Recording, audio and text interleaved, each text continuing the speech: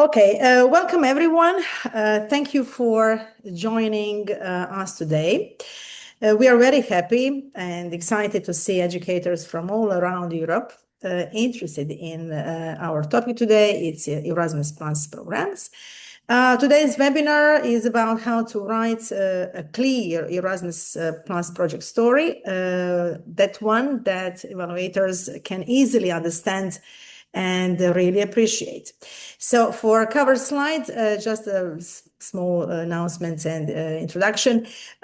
We picked this video to show you one of the activities that we do in our courses. It is about learning about cultural heritage sites of a great importance in Split, Croatia, in a form of a gamified outdoor activity like a scavenger hunt. It is an original game. It is made by a local enthusiast, and that would be me, of course. So yeah, I hope that you like this short video just as an introductory part. And now we can move on. Okay, so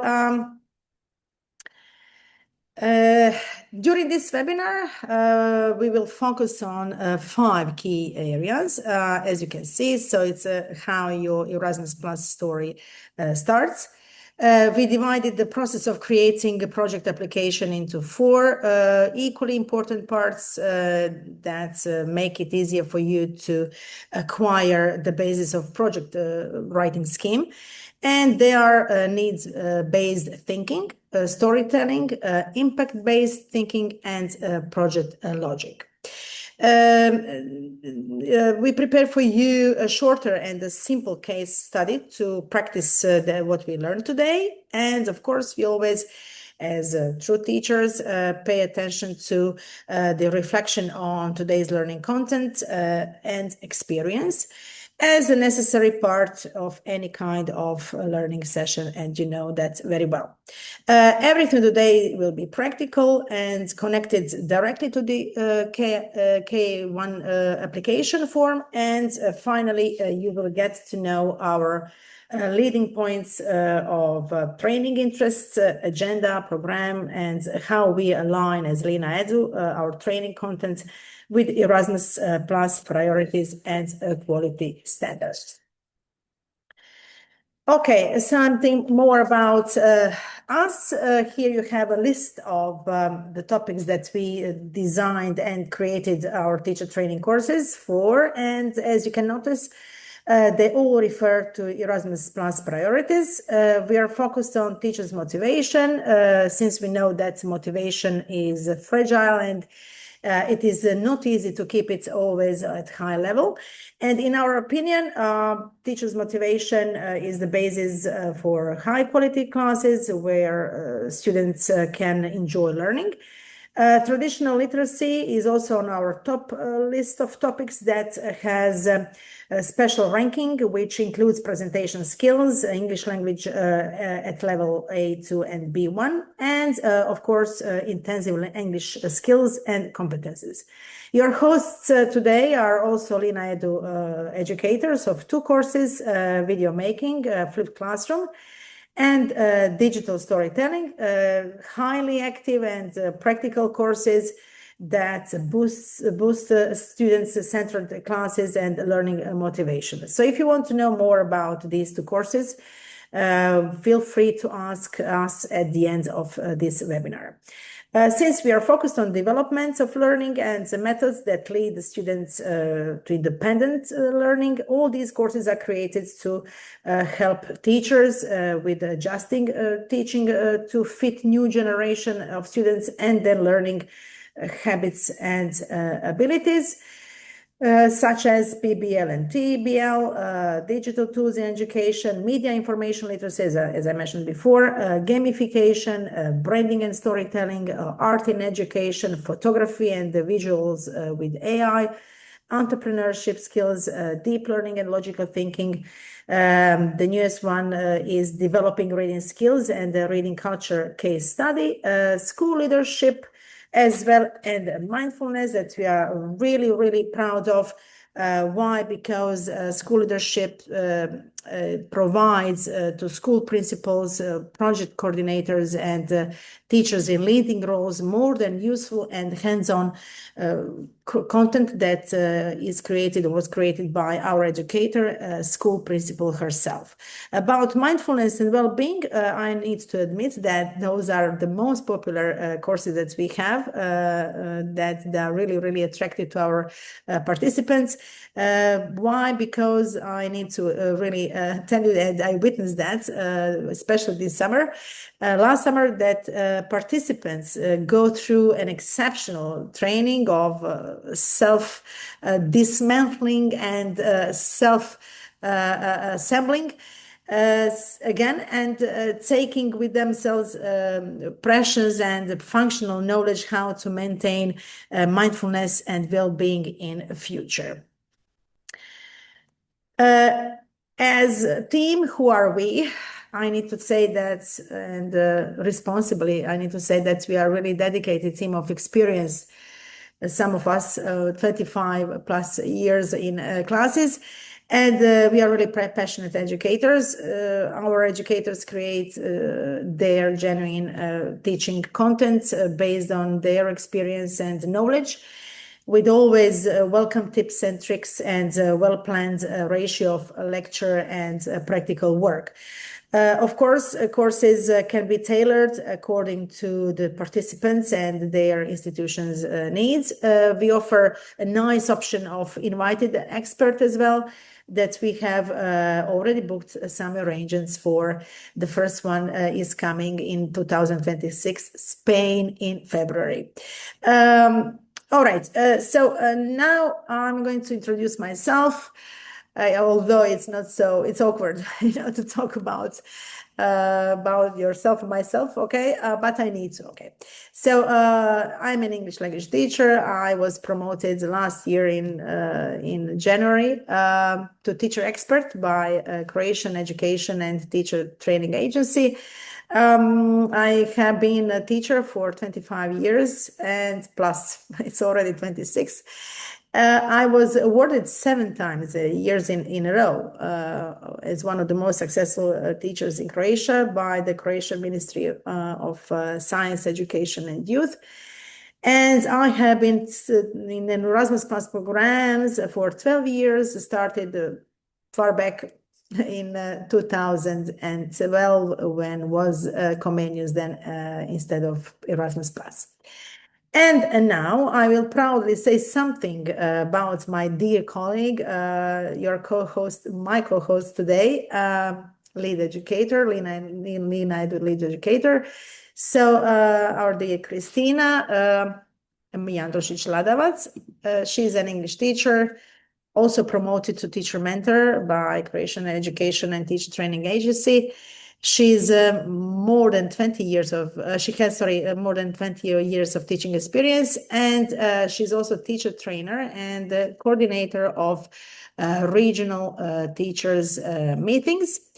She was awarded by the Ministry of Education and the NA, and she has applied and coordinated several European projects since 2017.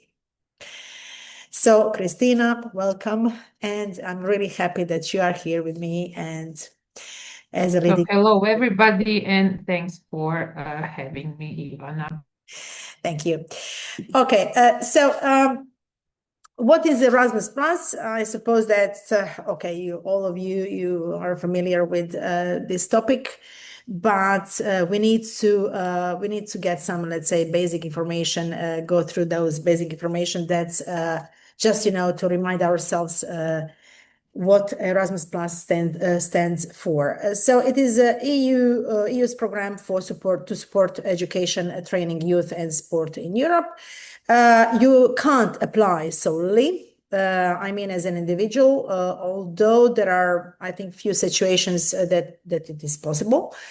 The school where you work can apply the project ideas, so that your project team creates and develops. So if you want to participate in Erasmus Plus program, your school or institution is the project carrier. and applies as it is. Of course, school representatives need to register the school in the organization registration system if you're planning to participate in one of the actions managed by national agencies under the Erasmus Plus and get the organization ID number. Application periods are cyclical, meaning that happen 2 times a year. Usually it is about February and March and October. This year, the deadlines are 19th of February, refers to the Action KA1 programs, meaning all short-term and accredited KA1 projects, and usually K2 round coming shortly after K1 call. This round is on the 5th of March 2026. Okay. Of course, Erasmus Plus guide is a must read. I'm quite sure that you all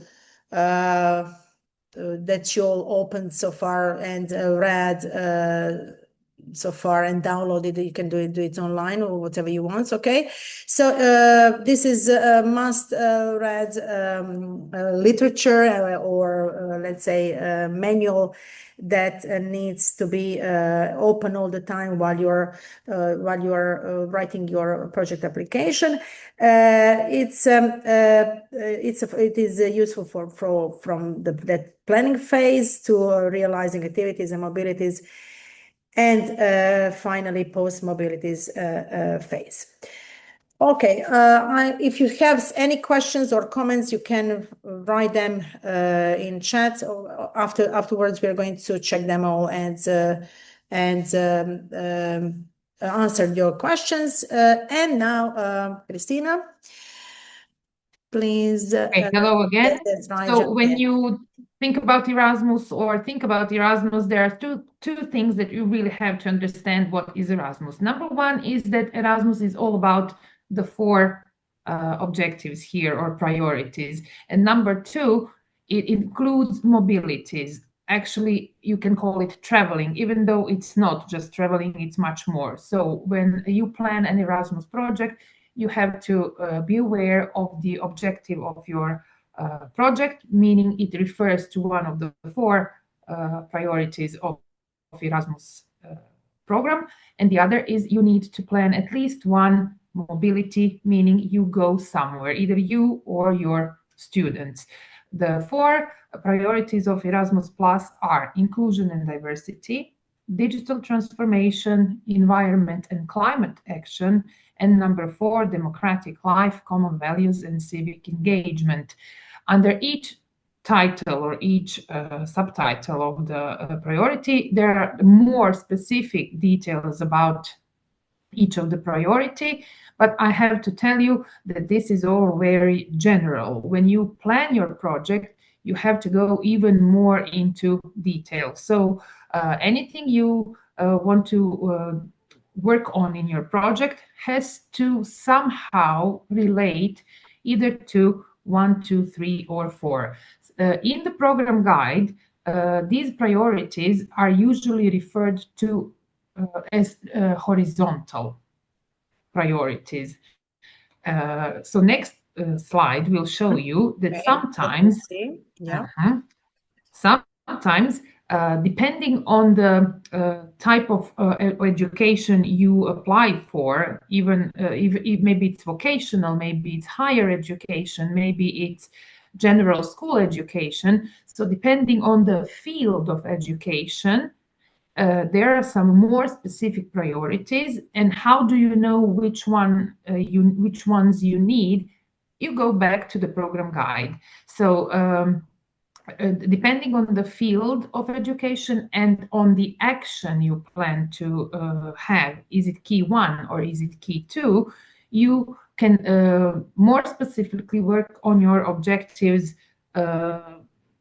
thinking about European dimension, European heritage, the diversity of European and the similarity of European countries, and the specific objective and priority for many of the projects is also thinking about the quality of teaching and involving new methodology into your teaching. number 3, as it says here, it can be any kind of project that contributes to the creation of the European educational area, meaning that you plan to go and study abroad and then get your qualifications from another country, and this is how we can create a more European or more common educational area. And of course, if you are in a vocational or higher education, there are specific skills, especially STEAM or STEM, or maybe some vocation-connected skills that you want to work with.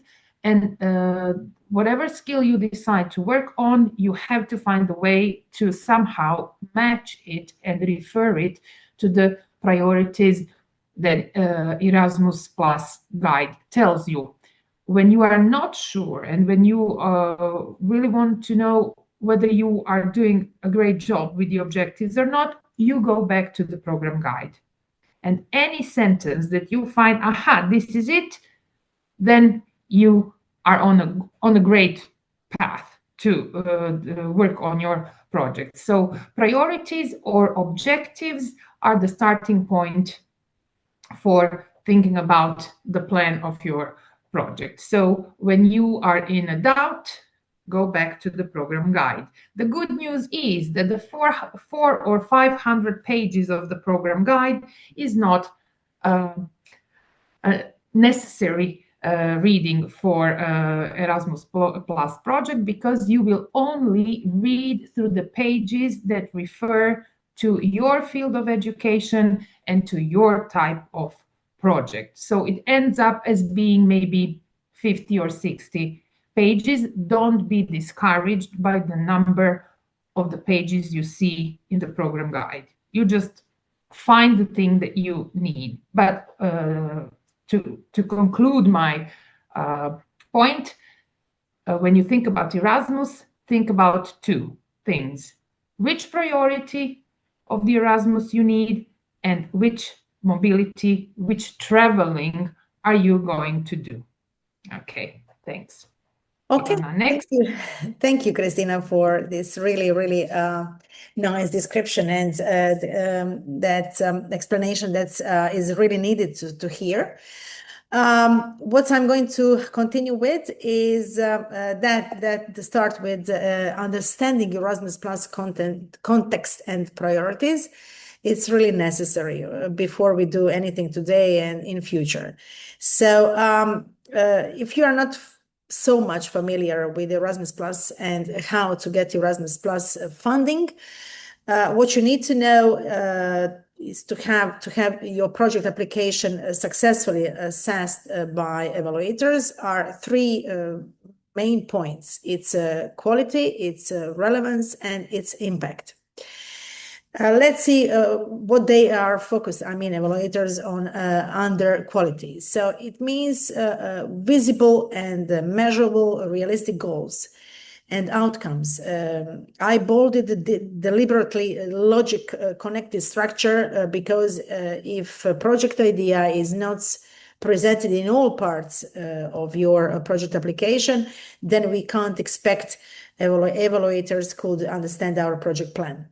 Relevance refers to the needs why you write your project for. If they are abstractive, non-understandable, or poorly presented, then again, our project plan is insufficiently written.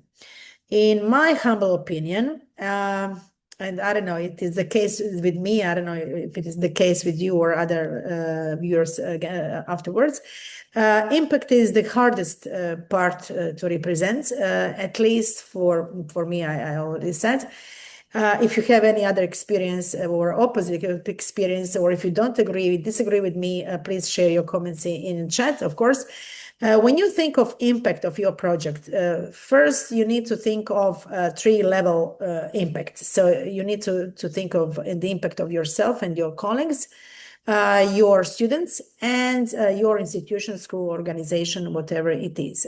So it's a really wide area to think about. and really a responsible one, because in most cases, assessment of our project application depends on that part. So we are talking about, again, visible and concrete, let's say, changes that will occur in future on those three levels. During this webinar, we will go through these 3 points again and again and again, because repetition, we need repetition in this case for sure. So before we proceed, please keep in mind that Erasmus Plus priorities that we previously talked about, Kristina was really nicely explaining about, they need to be visible in every single project part and your project design. So it is not enough to name priorities, you need to show them through each part of your application. So you must show where they appear, how they will be developed, and what changes occur because of them. Also, I have to say here that the evaluators, when they go through your application form, they have a form they have to fill up. And then what they have to measure in your application is quality, relevance, and impact. That's exactly how they evaluate. The total number of points you get for the application is 100. Out of this 100, 20 points go for quality, 50 points go for relevance, and 30 points go for impact. So you can see that impact bears almost 1/3 of the points. However, you also have to know that you have to have 60 points at least to be valid. If you go below 60, then your application is not valid. It cannot be granted.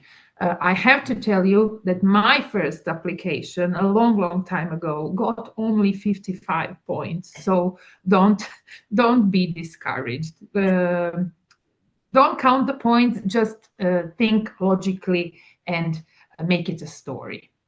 Okay. Yeah. Thank you, Kristina. Yeah, you're right. Yeah, thank you for reminding me that to say. Okay, guys. So what makes a successful application? What is it? Okay, so there are 3 major steps to take when you create your project plan.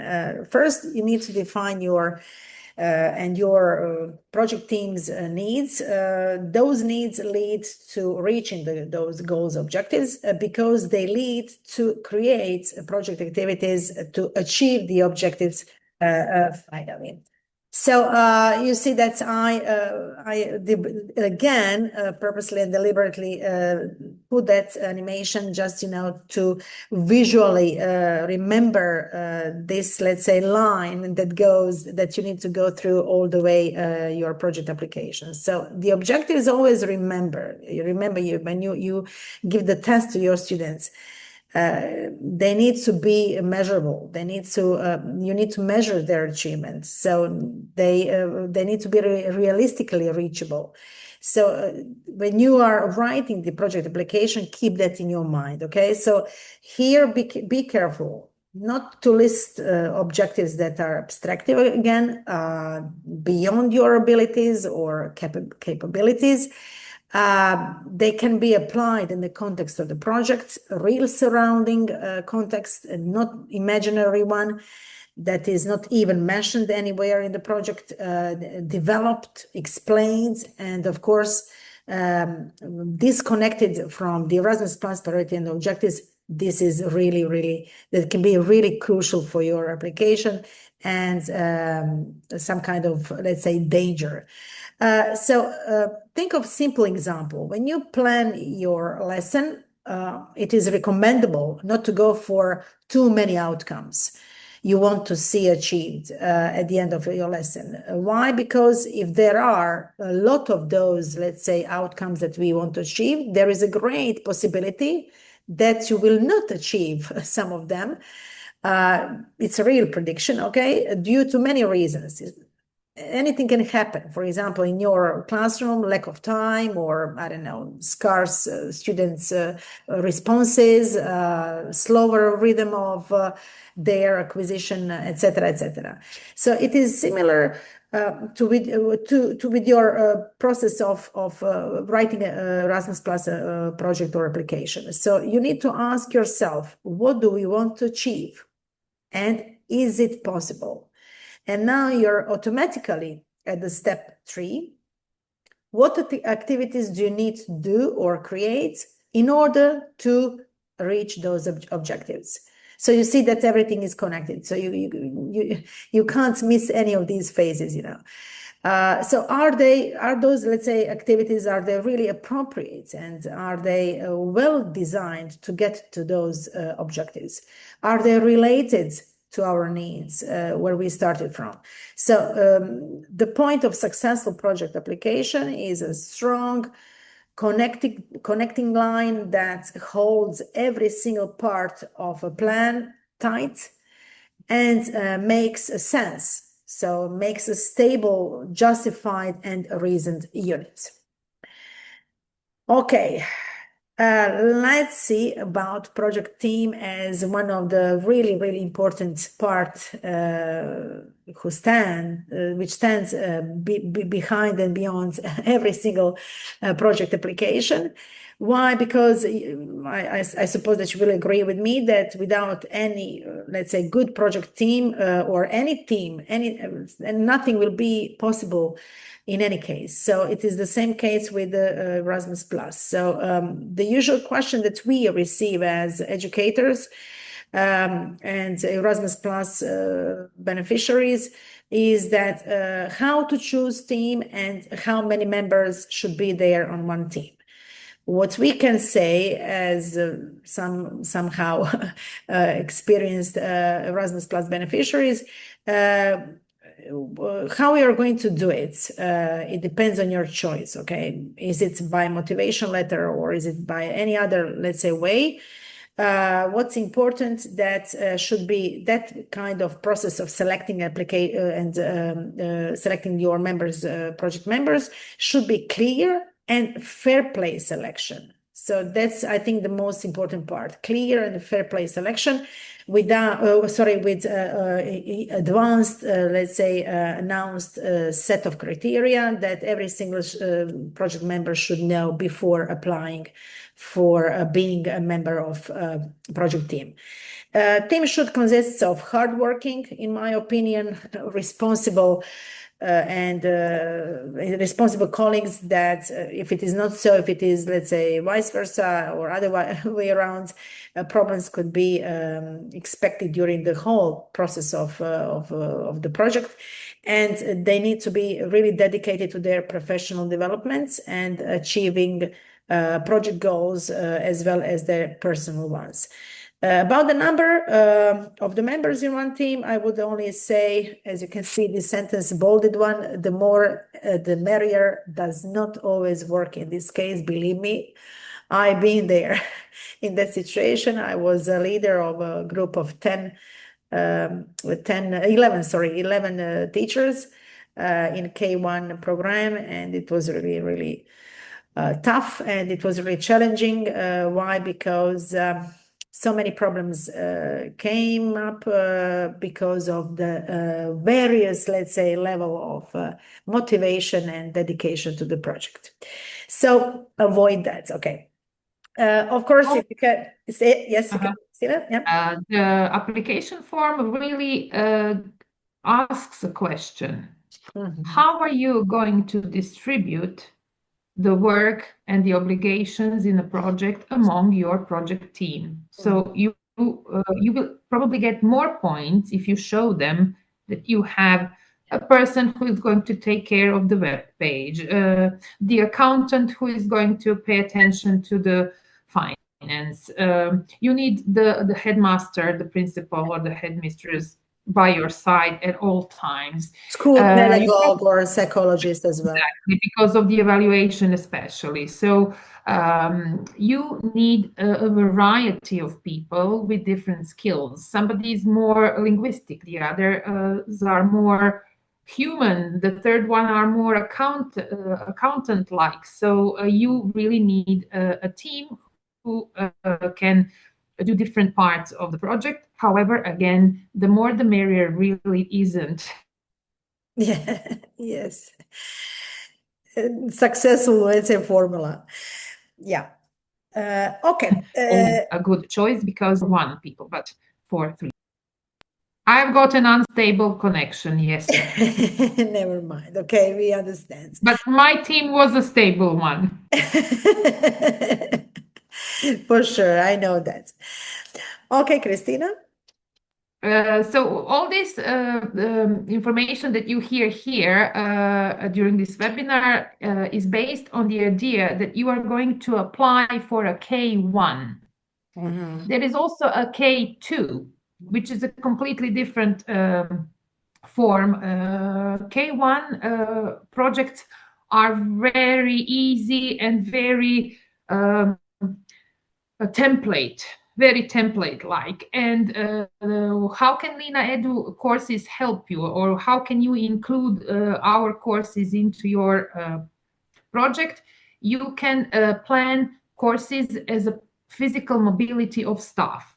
You cannot take students to a course, so you don't plan students to bring them to Lina Edu courses, but you can plan any of your teachers or school counselors or psychologists to have a physical mobility, which is described as courses and training in the program guide. So courses and training can last from 2 to 10 days. This is all according to the program guide. It's a template. You cannot go below 2, and you better not to go above 10. If you go above 10 days, it means you won't get the money for the day 11, day 12, or day 13. But maybe it will bring you extra points in your application if you have more than 10 days and you are willing to pay on your own for the extra days in a course.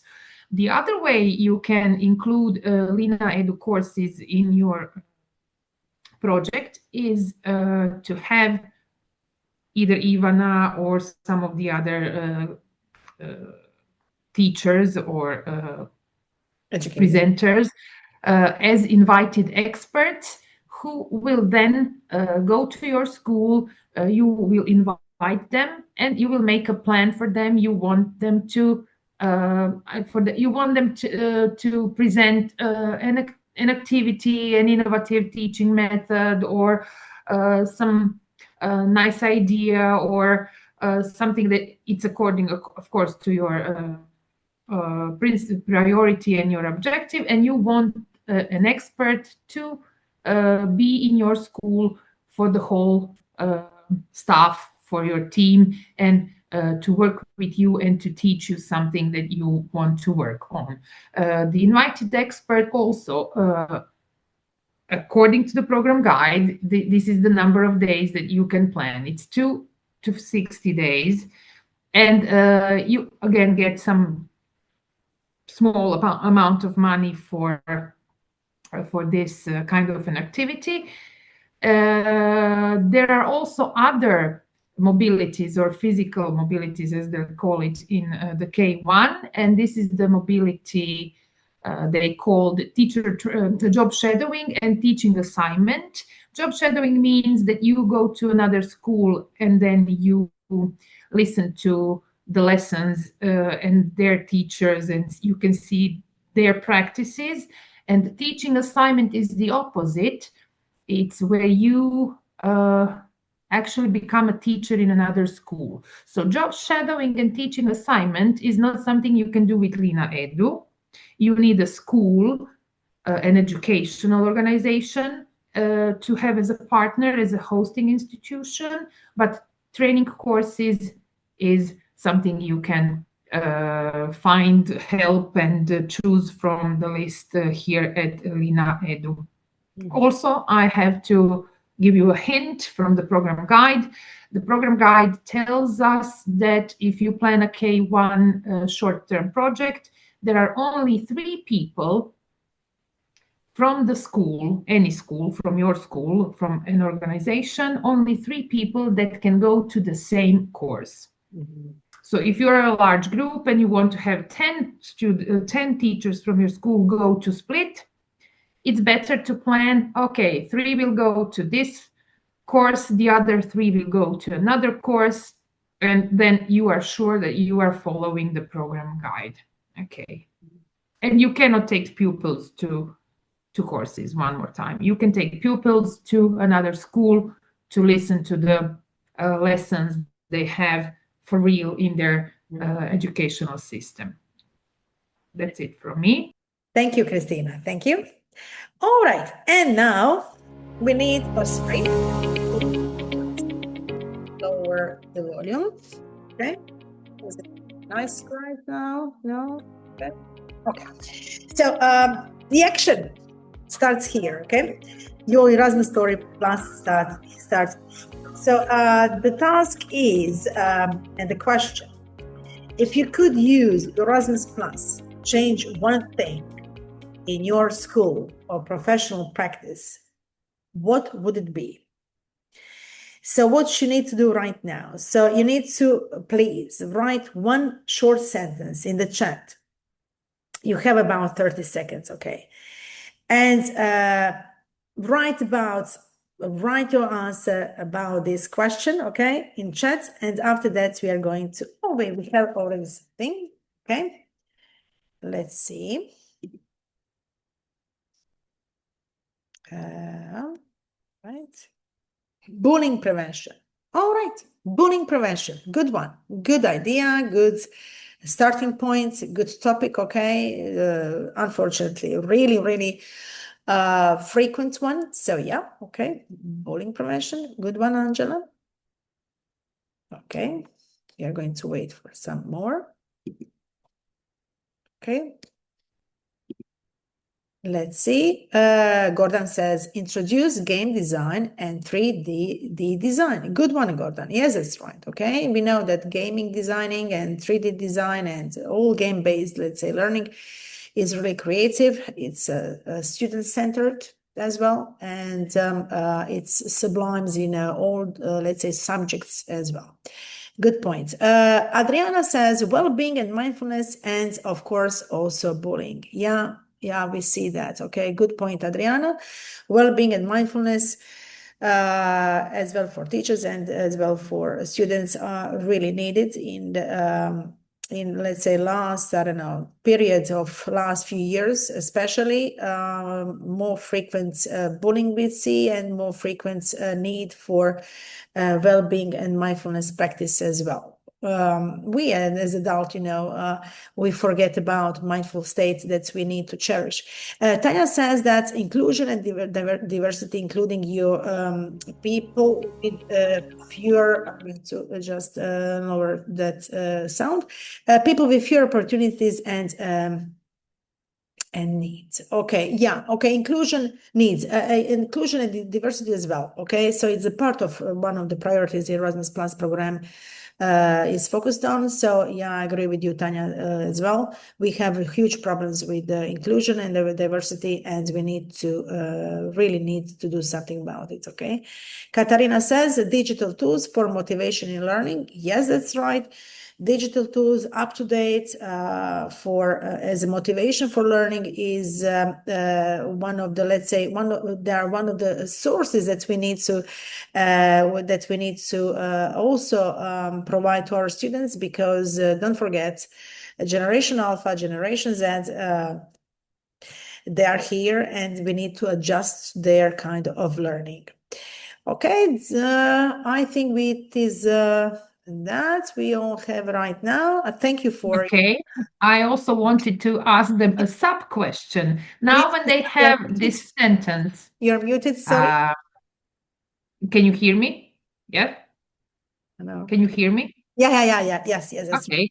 So I want to ask a sub question for the people who gave the answers. Okay. How can you relate your idea, your problem, your need to one of the 4 priorities of Erasmus Plus? Is it relatable?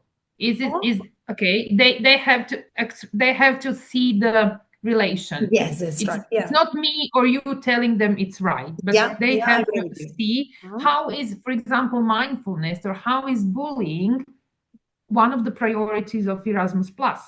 If you can find the relation, then you are on a great path to application.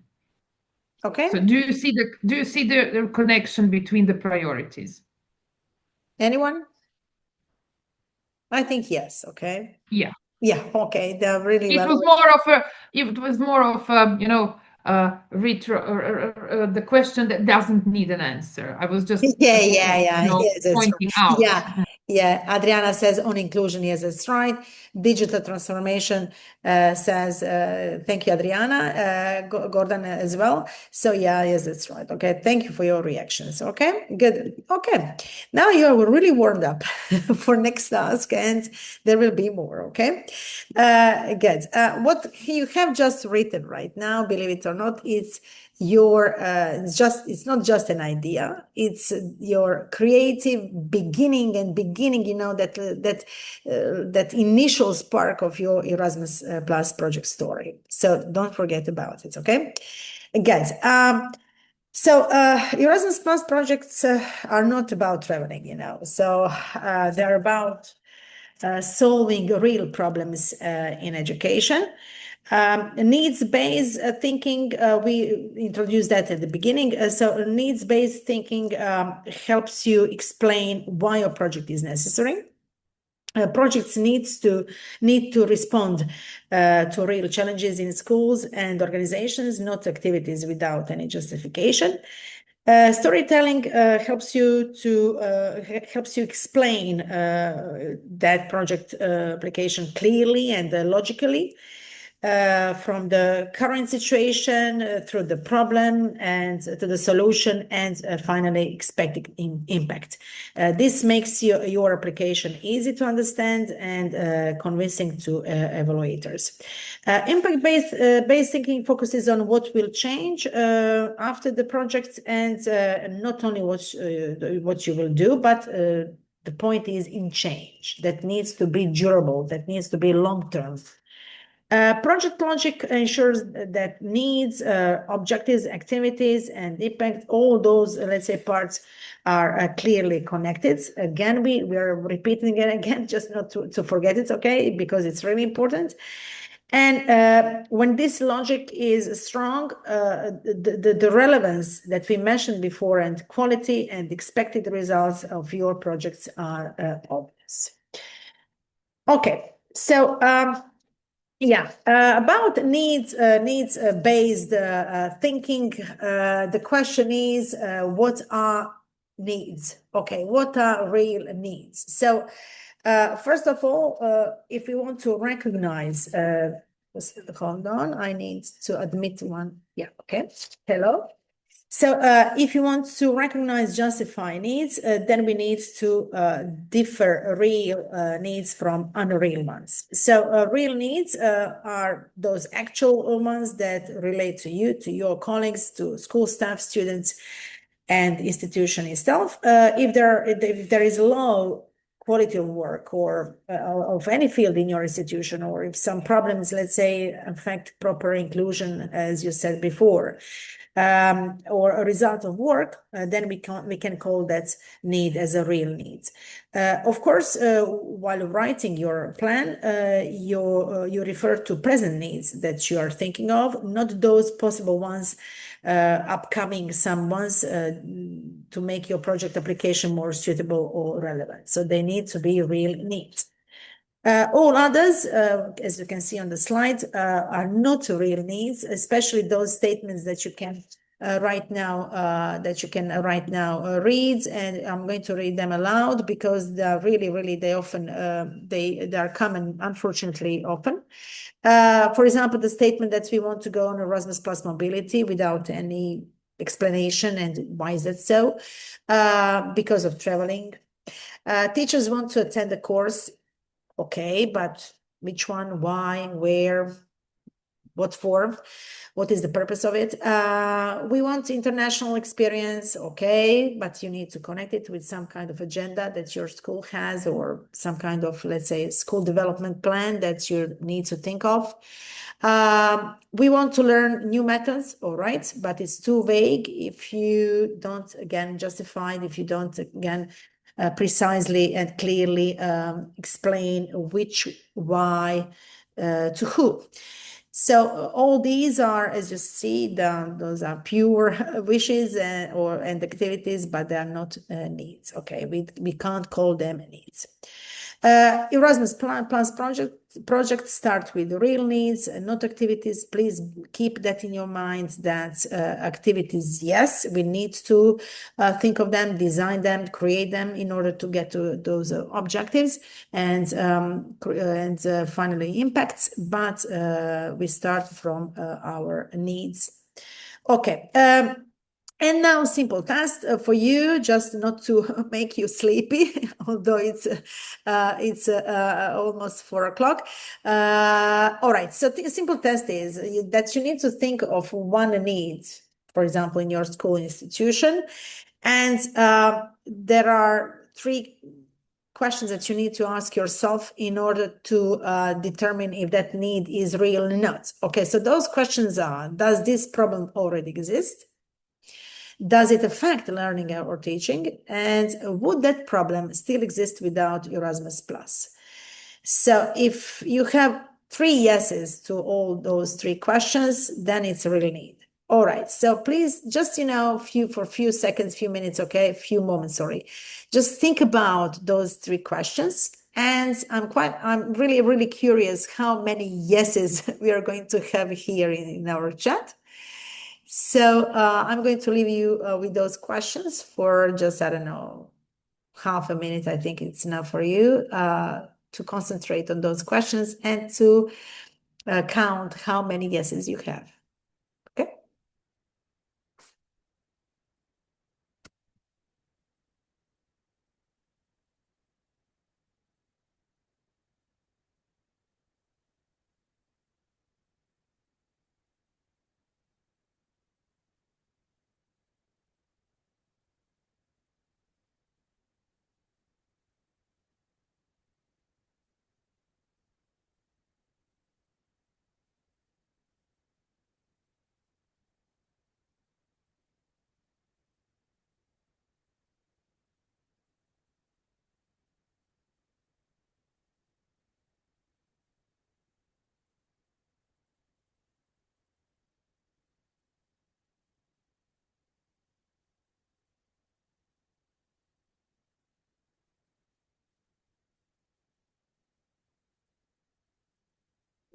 All right, you're very, very quick.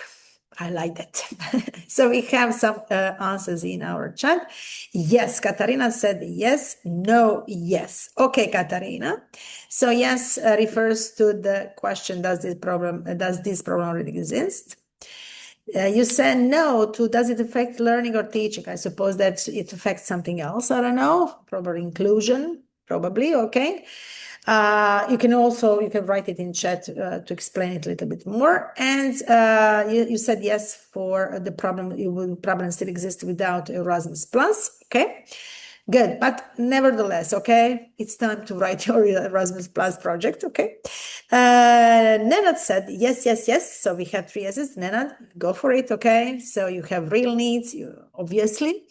And you're ready to start your Erasmus Plus application. Adriana says yes to all 3, but with a small idea. After project, the problem will have only a change through other solutions. All right, good. Okay, it doesn't matter. Okay, at least as well as that as long as that project, project impact shows solutions in, let's say, future problems, possible problems that can last or that can come up. So what's the point? The point is that your impact, and you need to keep it in your mind. Impact is long term, okay? So it needs to be durable. It needs to be, it needs to last longer. So it is not, just a temporary impact that we can have. So as long as it is, as long as it is, it is the best option for evaluators to see. Okay, good. Thank you. All right. Now we can move on. All right. So what is storytelling? Another part of inevitable part of making your project application successful.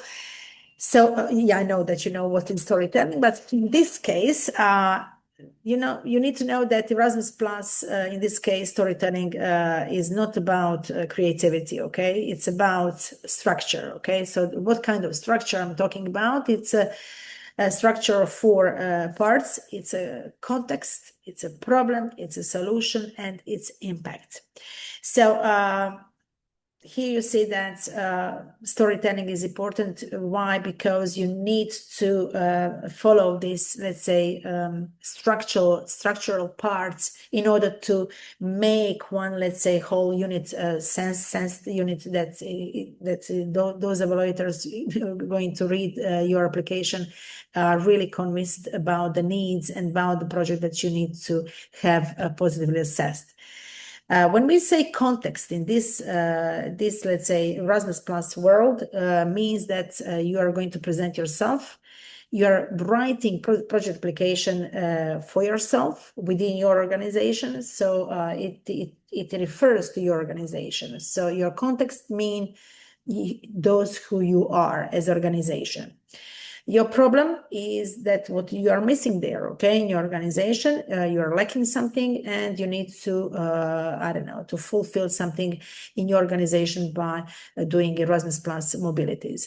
Your solution, what will you do with Erasmus Plus afterwards, how you're going to solve the problem that you have already right now in your institution, and your impact. Think about the change, about something that you're going to improve, but lastly, okay? So storytelling is about, just repeat once more, is about project connected parts. Now, it's really important to see connected parts that gives really a sensible structure in the end. So I made just that small gift for you, just to visually remember that you need to mind the structure. And one more thing as a reminder here, not to forget about to say to you, and remember while you're writing your project application, that Erasmus Plus evaluators do not look for perfect language and perfect English or complicated descriptions full of adjectives and adverbs. They looked for clarity and logic. Okay, impact-based, another, let's say, another part that is really important and it can't be missed is about difficulty. And it's, in my opinion, the most difficult part, about difficulty to be really clear and precise in expressing future, let's say, precisely future situations that you're going to present your final result. So when we are talking about impact, we are talking about impact on 2 levels. So we are talking about impact on individual level and organizational level. Don't forget about it, okay? So evaluators want to see clear change after the projects, and it's about the change about the teachers who are going to be participants of this project, or that project refers to them.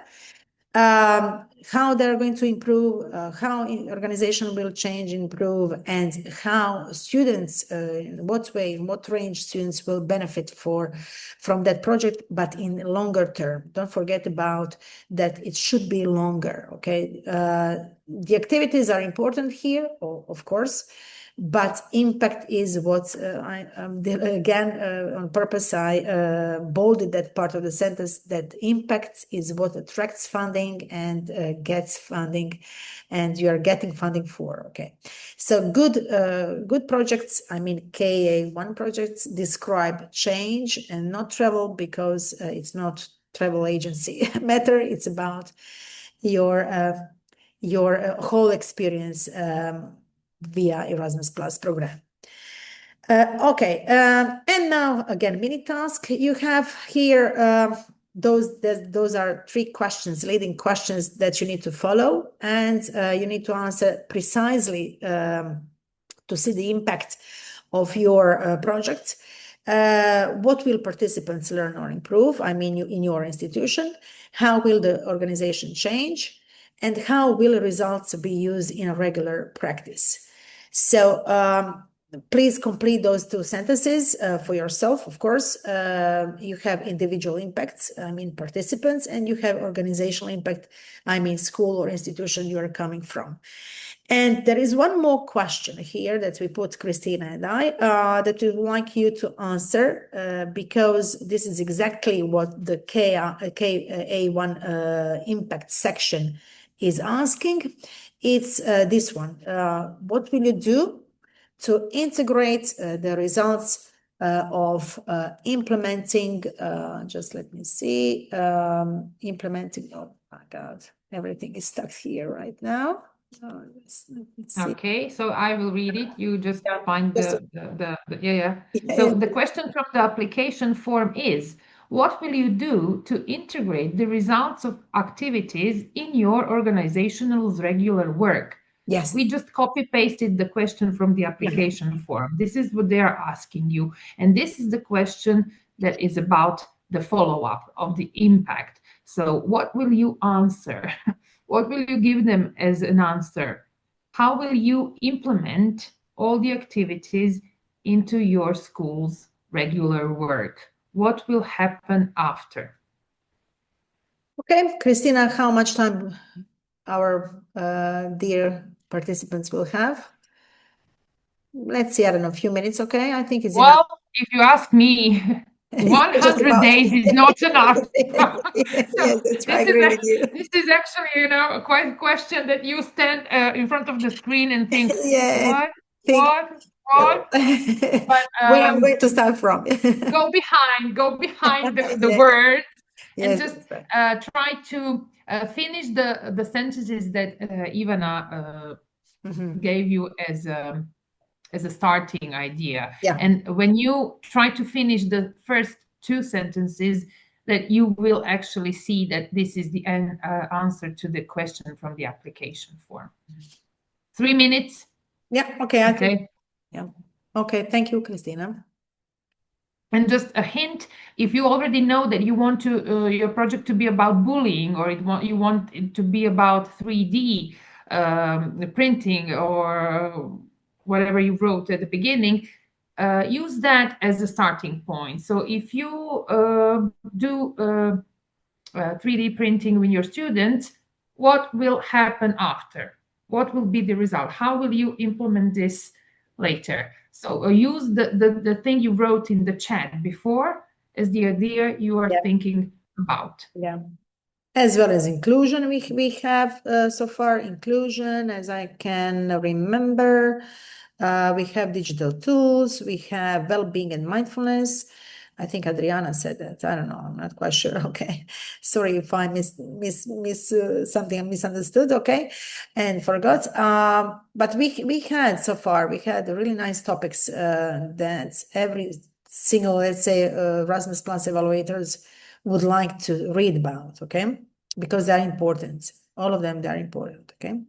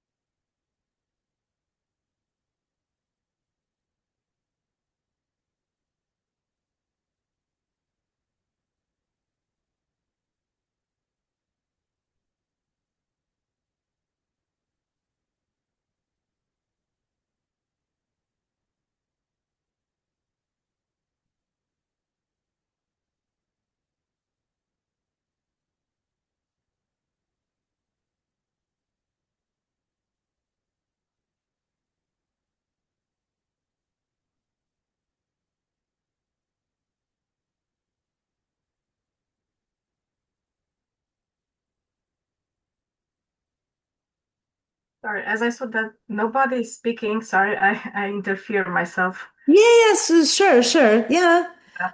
I have tried so many times, twice for a project. Yes, it's on K2, a cooperation but on well-being. And I made it on impact, changed it a lot. Still there, I have some skepsis. I hope in this year it will be perfect. I still wait because in our agency from Romania, it's hard to apply. Even I had 80 points of the project, I didn't start it. Because everybody has... Adriana, if it makes you feel better, the last round, the application in Croatia, the last granted project had 92 points. Yeah. And there were 100 and more than 100 projects below the line. So everybody likes Erasmus. Just go on and don't give up. Don't stop. I never stopped. That's for sure. I also put it just on K1 for staff mobility. I'm just waiting for the answer because they are giving so hard. On impact, even though I put it on longer term, the idea that I wanted, still they found some skepsis. I don't know how. So I don't know exactly if it's. I made it measurable. I made it like smart ones, but still they are not okay. Are you okay with sharing the exam? I mean, do you want to tell us? I have no problem, but I don't have here. I wasn't prepared because of that. In your own words, what was the result? How did you Just 1 minute. plan the follow-up? As I planned the follow-up, it was really on long term. I need to remember because it was last year. It was like to establish not to be anymore the burnout in the school. I asked sometimes a bit of bullying to be get out, and the children with chest, meaning with some problems, mind problems that we have it with IDIQ. I put it on that. Even on our colleagues, meaning to be different, not to be so stressed at the classes, to have new techniques, to change their mentality in how to explain the lessons, let's say in a point, in a moment, because everything about that on well-being, everything. For the school, as to regard better teachers to come to school, not to be okay, I have to go there once more and on the road to be negative and start the day even from that point, as to be joyful. But with examples, with activities, I explain it, but nothing was good. So all the things that you mentioned here are great follow-up. However, what exactly is going to happen in your school that the students and teachers feel like this? Will you have an extracurricular activity for the students? Will you have an everyday silence corner? Will you have some regular teachers meetings where the teachers will be able to share or discuss the problems they have? So you need practical results in the regular work of your school. Of course, that all the teachers will feel better, but where, how? So this is a good follow-up, but you just need, the place or the activity that is going to happen in the school, in the regular work.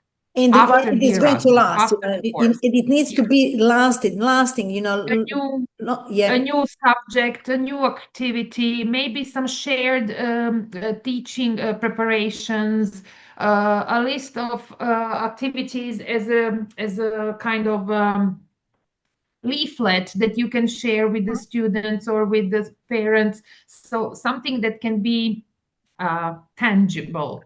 Or seeable. So, or setting up some kind of club, some kind of, I don't know. That I wasn't thinking about because we have a volunteering club, and I was mentioning in the project, we have it on the school, it was also mentioned the curriculum, changing the curriculum to be implemented, and some activities that the teacher that are going outside and having new methods learned in, for example, in courses or job shadowing, something like that, to come in our school and to be implemented more on the teachers from the school, because not all. But still, I didn't think about so like corners and what you mentioned before. It was a real handout. You know, we are planning, Kristina and I, to have another webinar, and we were going to repeat it again at the end of this webinar. Just, you know, for that case, Adriana, thank you for that, because you started, you know, that what we are meant to do it.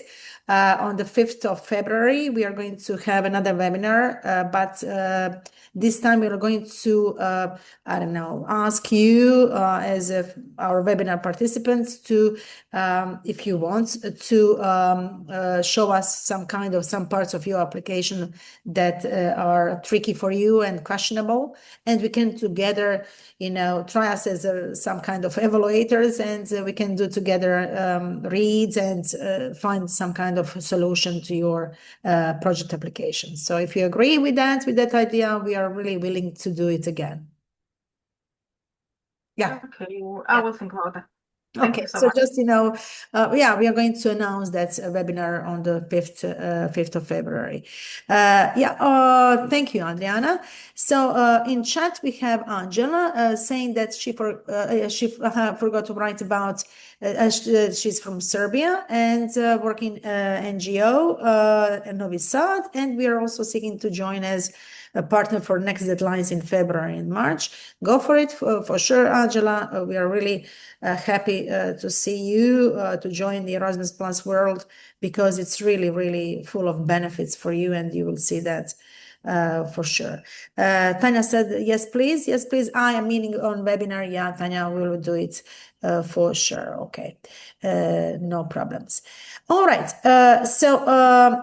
Those were obviously. Do we have some? No, yeah, okay, no, but we have something. Angela said, I'm German teacher, but currently, yes, that's right, will work. Okay, good. NGOs can apply. Yes, also, that's right, can apply as well. But don't forget to register your organization on the ESEP platform. You need the ID. OID number, Erasmus ID number of the organization. Yeah, before that, there is no point, okay? You need to first those steps to do, okay? All right, those we can agree that those sentences are really okay. Good one, Tanya. Okay, sorry, Angela. We have really tough questions to think about, and you see right, and you heard our it was Adriana. That is not easy to write an application form, but please don't give up, okay? Because you know. What it is, I think that it's frustrating, okay, when you see that your application form is not assessed positively, but don't think that way, okay? Because I turned around my point of view after some time of insufficient application forms.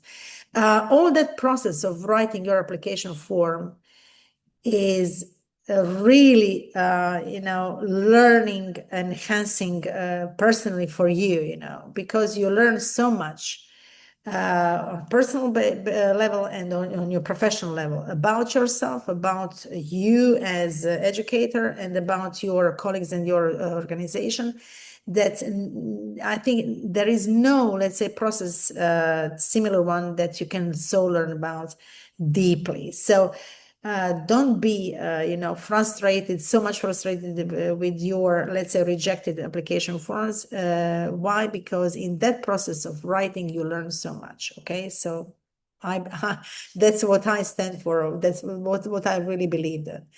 Okay, so we need to really move on a little bit faster. Why? Because I wanted to just go through this, let's say, example of before and after Erasmus. So it's, for example, just one, I don't know, example of possible, let's say, a situation. If you have teacher-centered lessons, usually we unfortunately have With the Erasmus Plus project, it can be really different. Lessons can be interactive, inclusive, and student-centered. A limited use of digital technology. The benefit is that teachers create and use various digital tools to create really interesting materials and teaching content. Isolated good practice methods shared at school level, for example, or students are passive and we have a problem with that when they are less engaged. With Erasmus Plus, you can make it better with your involvement, and students really can participate actively and think critically. Okay, so project logic, that's the final part of that process. It means 3 questions, why, how, and what. Why refers to the problem that you have or some need that you have.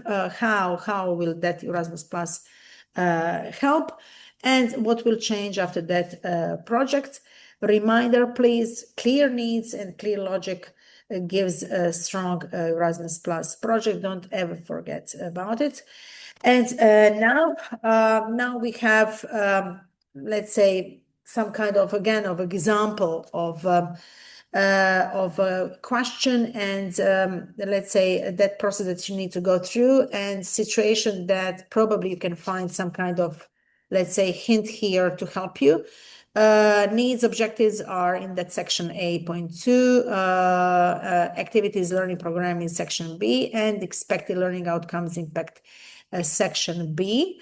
For example, one thing that is not working well right now, let's say in your organization, this is the description, let's say really short one, that teachers, for example, need stronger intercultural skills, modern teaching methods, including video lesson making and flipped classroom, to engage, for example, diverse students more effectively. It refers to that that students are not engaged, they are passive learners, and they are not motivated. How teachers will attend, for example, mobility training focused courses on storytelling, public speaking, video lesson making, for example, flipped classroom methods to improve engagement and inclusion, and what will happen as a result and that longer impact. Lessons will be more interactive, student-centered, that we all aimed for. Inclusive, students will participate actively, and the school will integrate video-based teaching and flipped classroom methods into daily practice. Here you need to list all those, let's say, activities. You need to list all those impacts, but you need to not just list, you need to name them precisely. That's the point. Exactly. You need to That's exactly what I wanted to say. Yeah. Don't be vague and don't be general. Yeah, yes, that's right. Yeah. As specific as possible. Yes, that's so right. when you say digital tools, this is vague. Yeah, this is vague. Yes. Choose a specific one or two. Yeah. And then say, okay, we want flipped classroom or we want videos in the classroom. And then you are being specific. Yeah. The more details, the clearer it is. Yeah, I agree with you. Precise, and precise. The more precise you are, the evaluators will see a clearer dimension of your plan that you have. Angela is asking, will we get this webinar via mail? We are going to post this webinar recording on our YouTube channel of Lina Edu Erasmus Plus courses. But sure, I'm going to send you by mail a reminder when we are going to upload that webinar, and it will be really soon. Okay, if not today, we are going to do it these 2 days. All right. Thank you for your question. Okay, and now we need to do at least one more exercise. There are more exercises to do, but yeah, we need to keep on going on. So yeah, so let's connect. You know that sentence you wrote in the icebreaker. You know that one short sentence, like a little spark of your future project publication. And now you need to connect that sentence to the real KA1 application questions. You see those 3 questions that we were talking about previously.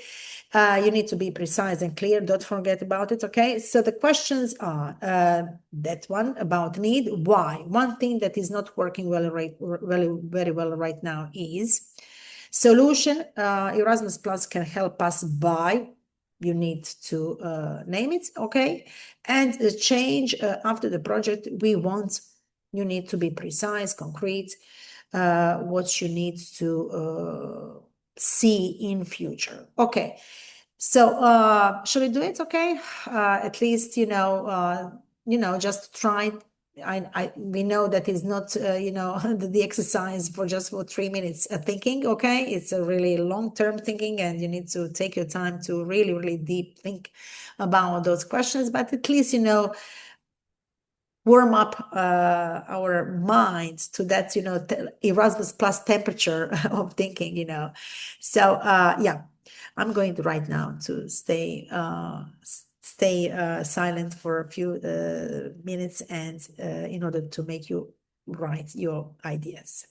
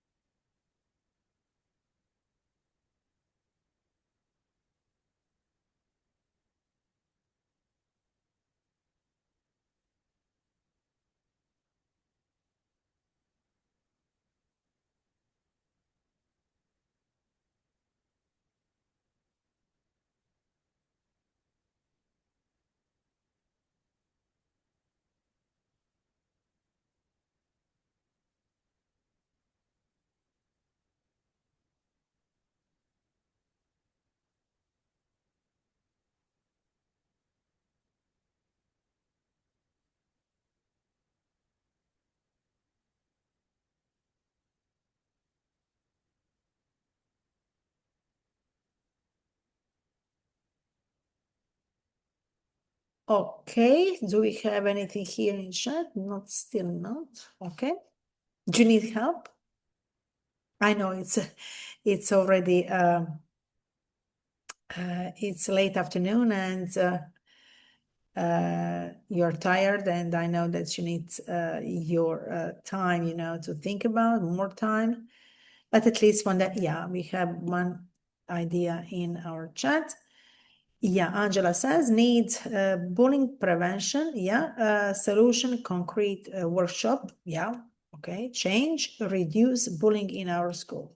Yeah, okay. So it's a huge change.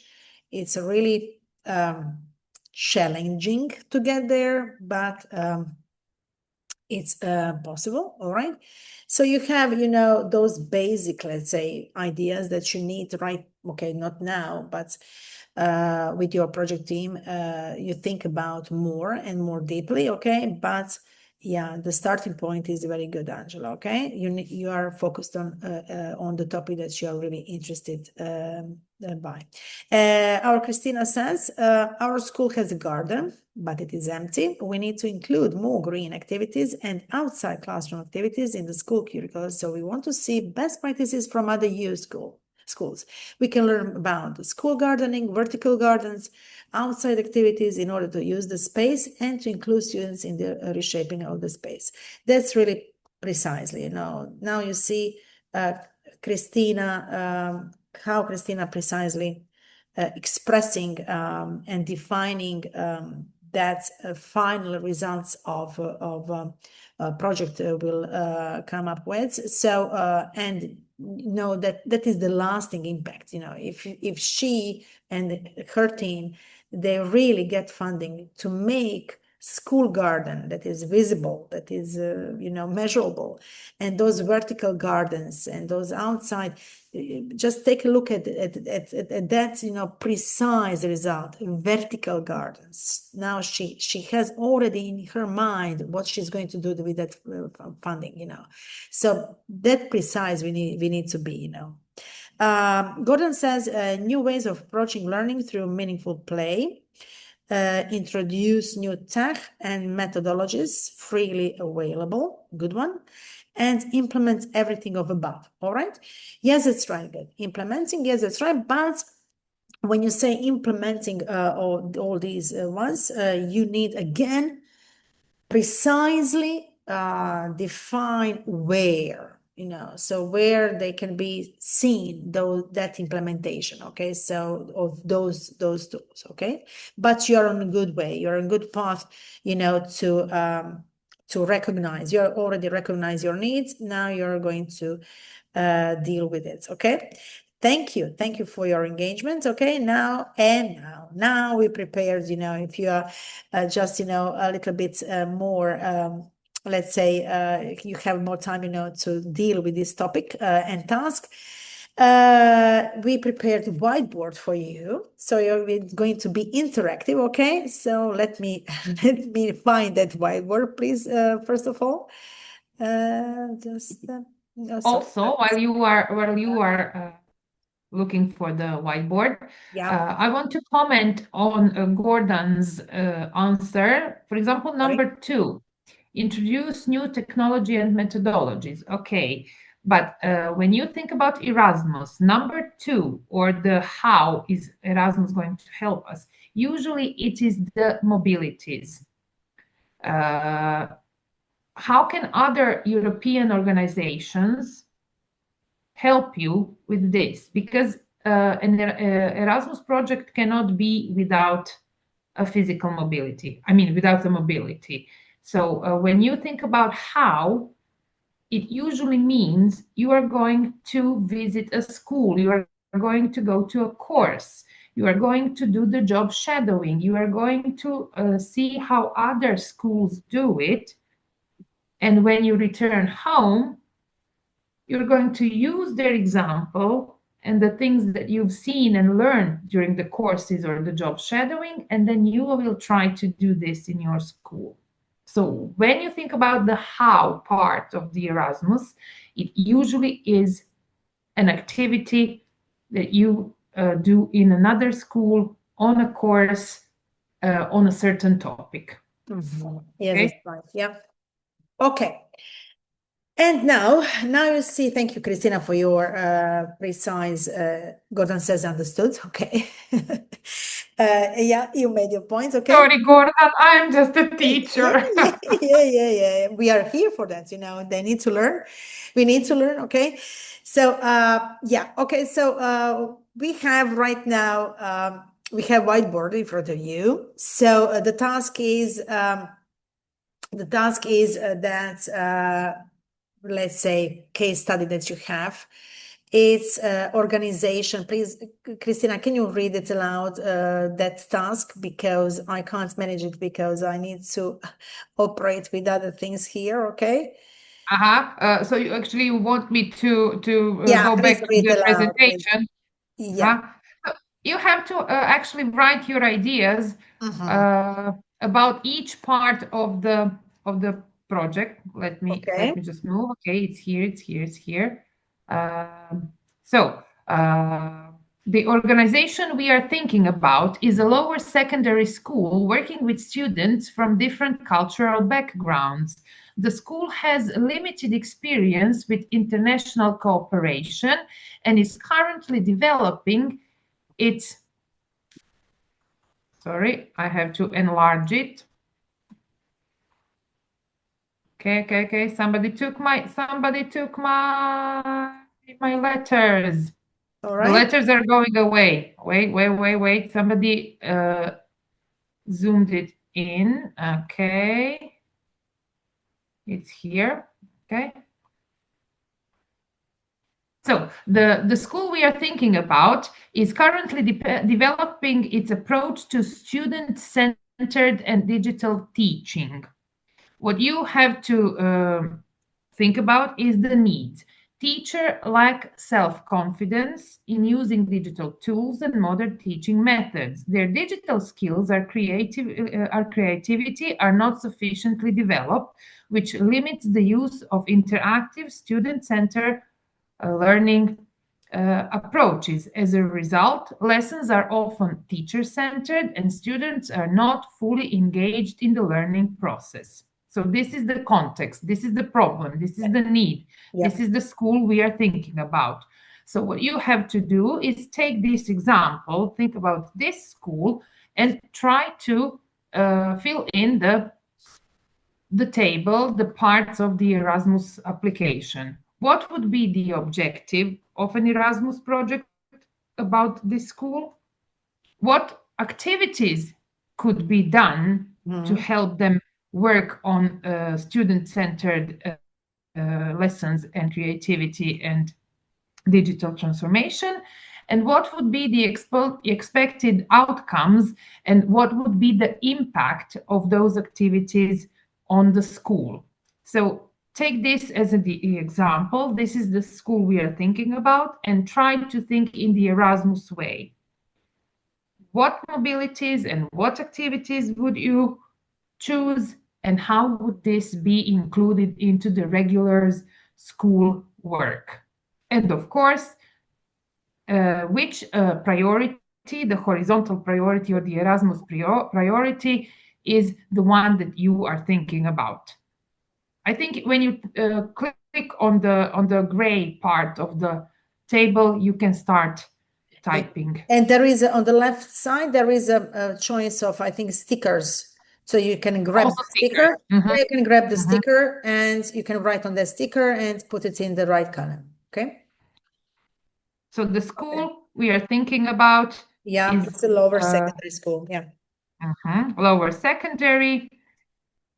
The lessons are mostly teacher-centered, and they want to work on student-centered lessons and on digital transformation.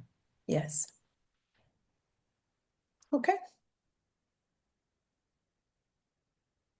So it's a really nice, a tool that we can have right now here because it's collaborative. So those results of your activity right now and your ideas are, popping out and popping up in front of us. So yeah, so it's pretty much, active and interesting. I'm really interested in seeing your answers and ideas here. Okay.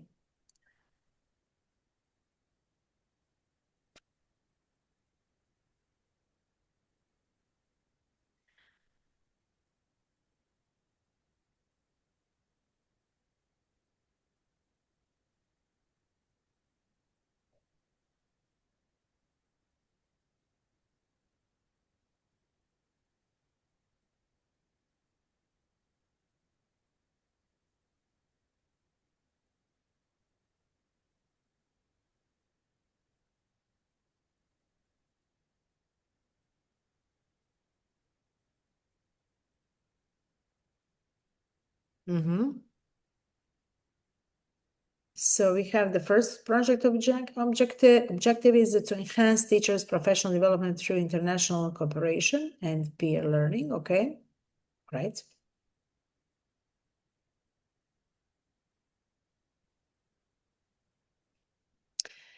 So here I would say to strengthen students' self-confidence, self-awareness, and emotional intelligence. Okay.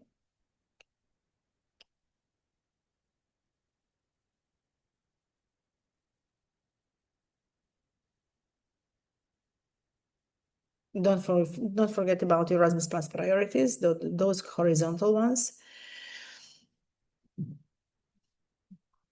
For example, the first one about strengthening students' self-confidence, self-awareness, and emotional intelligence would be which priority? I don't know, you need to ask yourself. To increase school participation and reduce, can't see right now, I'm going to enlarge it for a bit.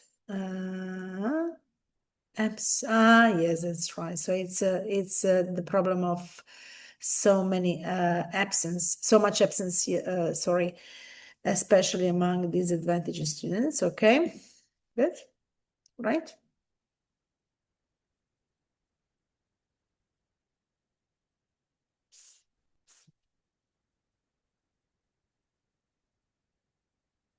You know, while you're thinking about that need, about that objective that you're going to reach out of your need that you already have, think about right now about exact, if you can right now, about the exact let's say solution that you're going to achieve by doing some activities. For example, to be more precise, as Kristina was before with those vertical gardens.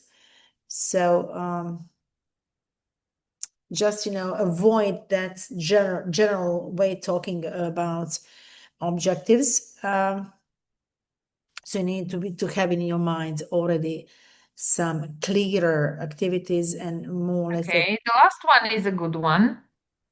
Strengthen digital and pedagogical competence through game-based learning and hands-on practical. Hands-on. Yeah, this one is more. This is a good one. Yes, that's right. This one is more obvious. It's much clearer. Okay. Okay. Also, I want to comment on the previous two or three where they mention self-confidence, self-awareness, and emotional intelligence. Okay, but this is a good objective. It's a valid one. But how exactly is this one connected to the description of the school we gave you? Yeah. Because you have a specific situation in the school that we gave you as an example. How is emotional intelligence going to help you with international cooperation, student-centered, and digital teaching? Which method or which tool are you going to use? Which digital platform, which new teaching method are you going to use to work on student-centered lessons and digital teaching?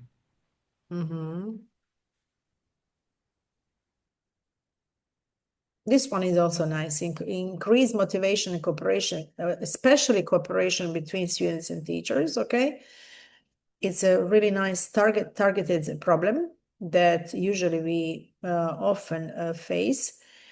Yeah, but you know, don't lose the path and the track. You need to be connected to that description of our imaginary school needs.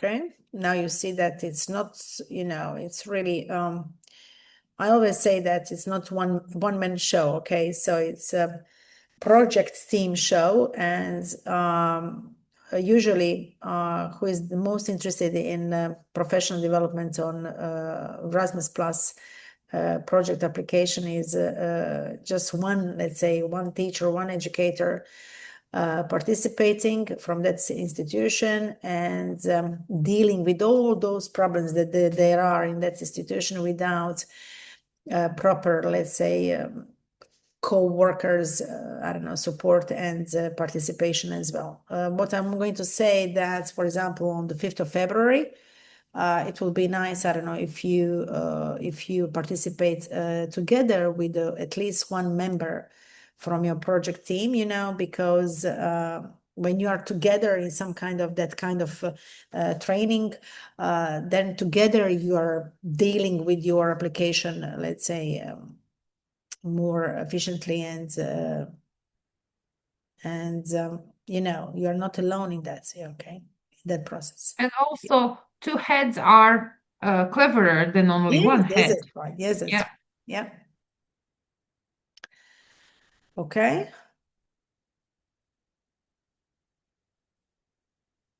All right. So I think that forming the objective of the project is the worst part. Yeah, the worst part.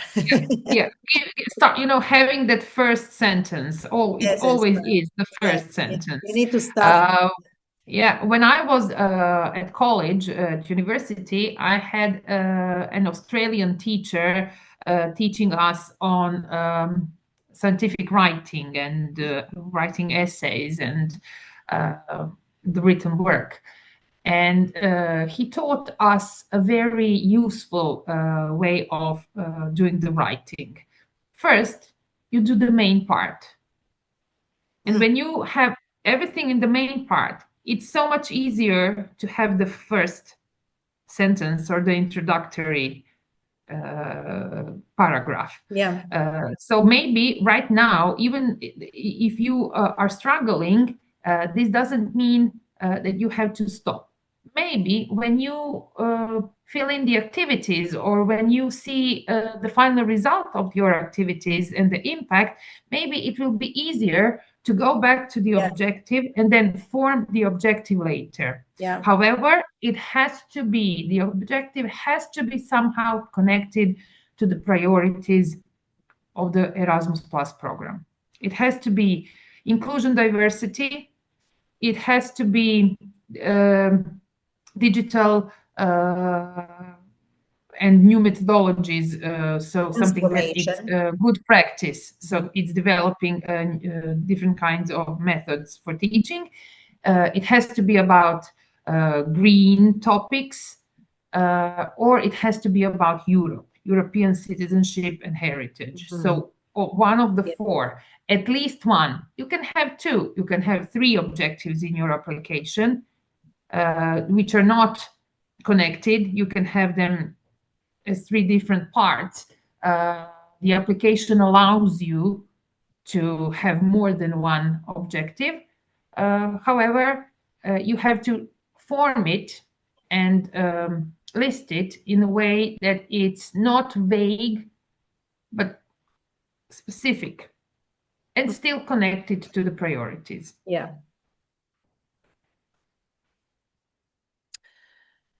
Okay, we have here as a one plan solution, probably connected with that game-based learning, is explain the game design principles and how they connect to learning practices, and create an actual small game like quest, puzzle, and so on. Good one. That's right. That's a good one. All right. Much clearer, much precise, more precise.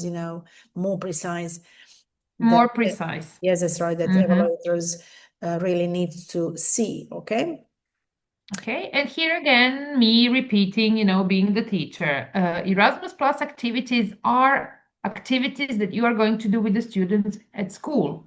But first and foremost, Erasmus Plus activities are mobilities.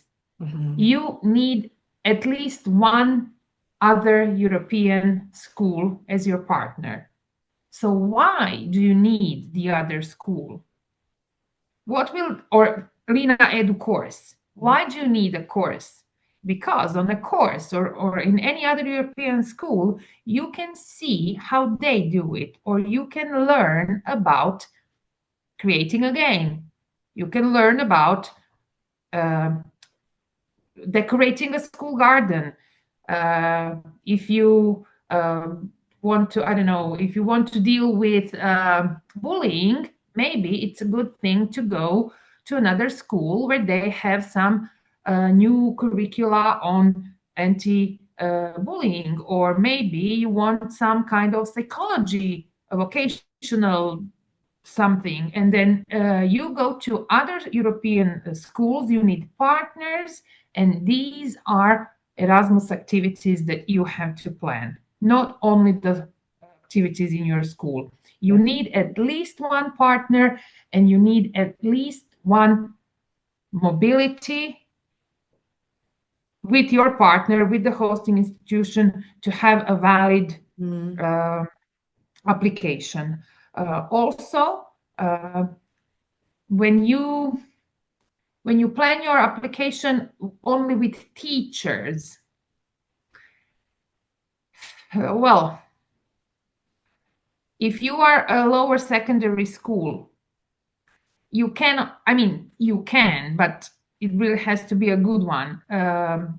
It's advisable that you plan a student's mobility. You have to involve the students. It will give you more points. So if you are a lower secondary school only planning to have teachers as staff going on mobility, maybe your application needs at least one group mobility of students, because the intention of the Erasmus is to have the impact on the students, to involve the students. Yeah. Good point, Kristina. Yeah, a good point that you remember to say that. What I wanted just to add, if you really want to make application just KA1, for teachers and only teachers, like individual development, then you can combine teacher training courses with, for example, with the activity of teaching assignments or job shadowing.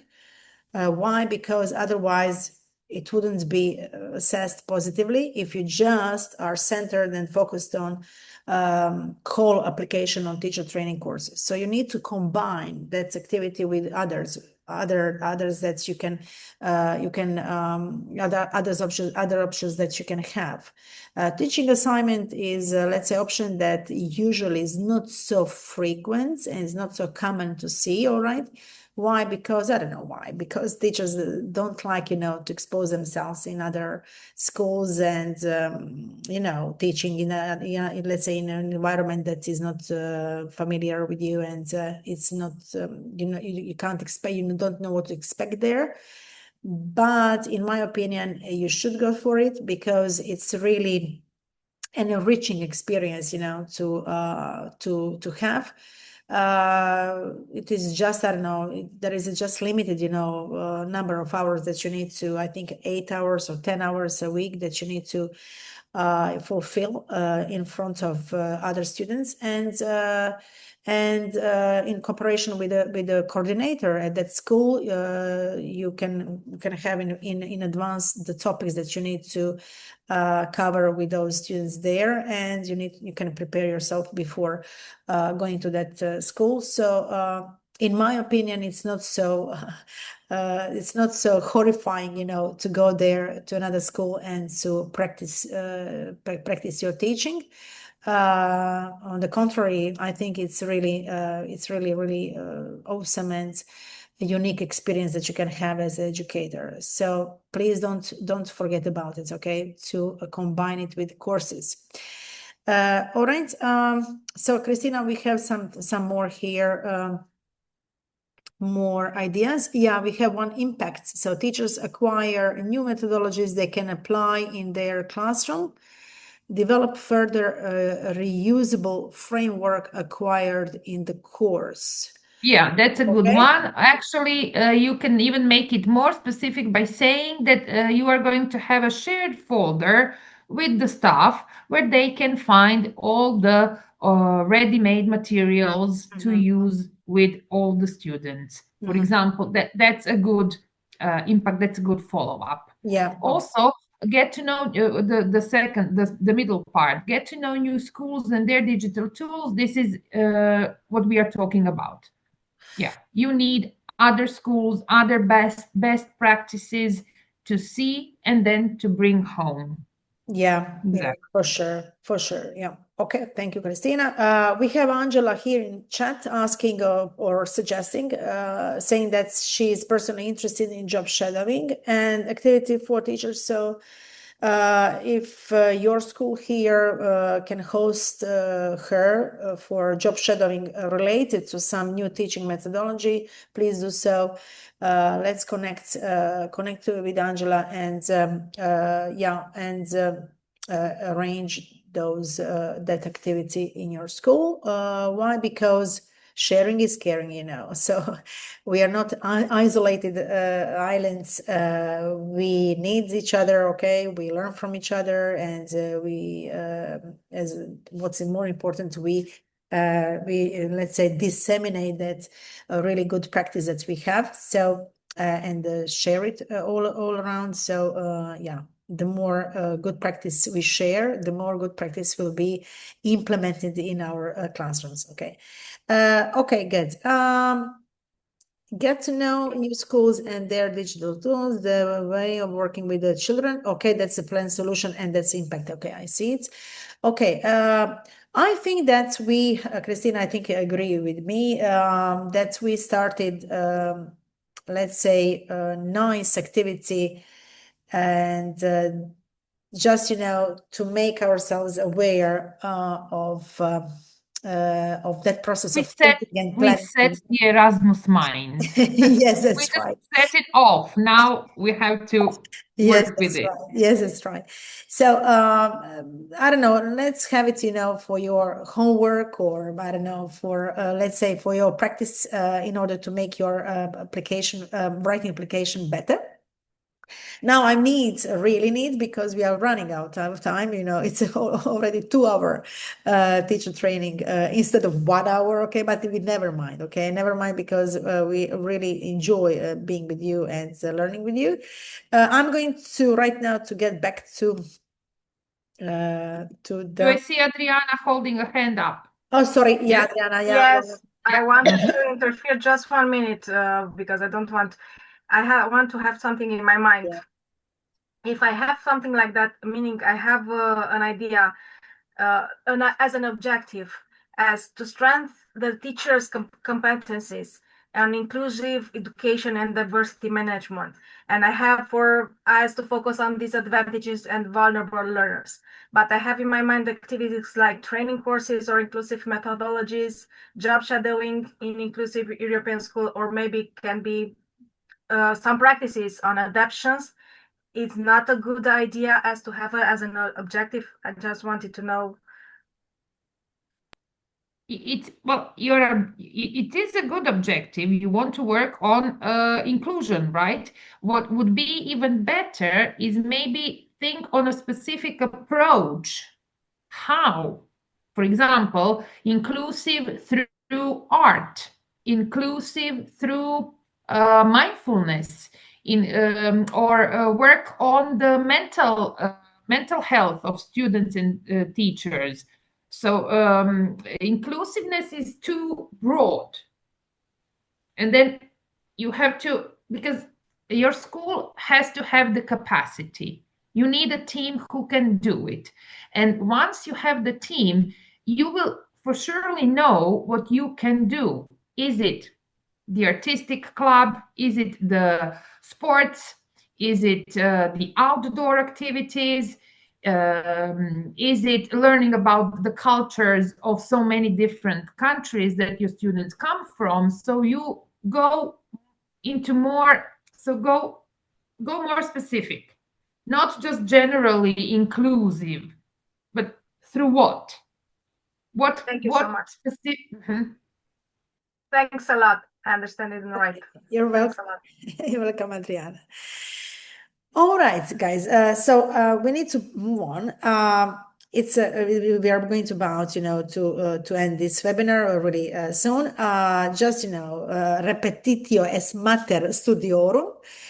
I'm sure you agree with me and that Latin saying, proverb. So what do we need to be careful about while we are writing a project application? First of all, what does that application refer to? Who are its beneficiaries? All those levels that don't forget about them, okay? Students, teachers, school, and even local community. If you go for Erasmus Plus accreditation, then school development plan is your starting point. Don't forget about it. Aligning project activities with the priorities we previously talked about is extremely crucial.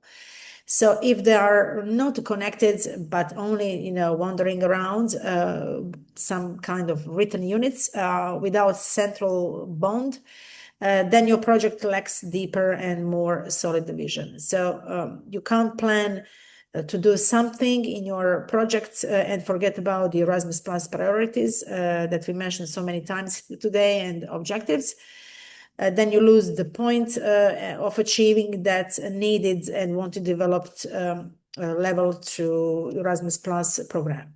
It is obvious for anyone that who reads that kind of disconnected plan, not to mention your well-qualified national agency evaluator, that you don't have a strong will and plan to make change there with your growth and therefore your school development. So you need to really take care of that. When you write the application, you need to know that there are text fields. I want to just remind you, limitations. So number of characters are limited.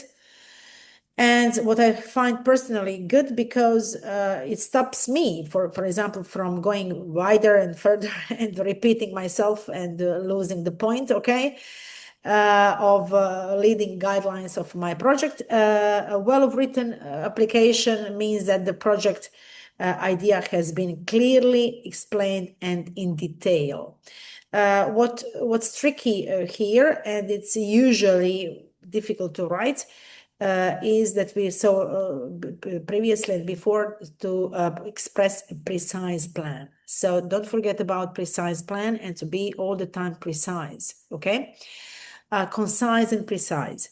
That happens if we don't have clear vision. You need to have a clear vision right now. And we are still not certain, for example, about our development plans. That could happen, okay. All right. Now, summarizing webinar key thoughts. Again, your turn. I would like to, I don't know, just start from that reflection part. We are teachers. We can't miss that reflection part that we proceed every single lesson in with our students, and it's really important part of any learning session. The question is the topic you want to improve in your teaching, okay? So you can write in chat or you can turn on your microphone and say, so the topic you want to improve your teaching, what is it, okay? What kind of topic you are not so comfortable with, or you feel that you need some kind of backup, more information, more development, for example? Is it usually teachers search for digital, let's say, courses for, let's say, improving digital competencies. That's the usual thing, okay? But it's not the only one, okay? So there are more, let's say, topics that, for example, new teaching methods, why not? Or how to build your mindful state in order to be more effective teacher, in order to be a healthy teacher, okay? It's really important. So I don't know, your professional development needs, all those questions Kristina and I put here. Why? Because those questions, again, help you to think about your project plan. So your professional development needs achievable in Erasmus Plus projects. Which one are they? What kind of activities would best suit your professional development? I mean, is it a teacher training course? Is it a teaching assignment? Is it job shadowing? What is it that you're really quite sure that you can have so much benefit from? And the last question that you need to ask yourself as a reflection part of this webinar is, what will you do about the planning of Erasmus Plus project after this webinar? So I think it's, for example, this last question is not so difficult to answer. I suppose that all of you are going to, I suppose that you will do something about your project application.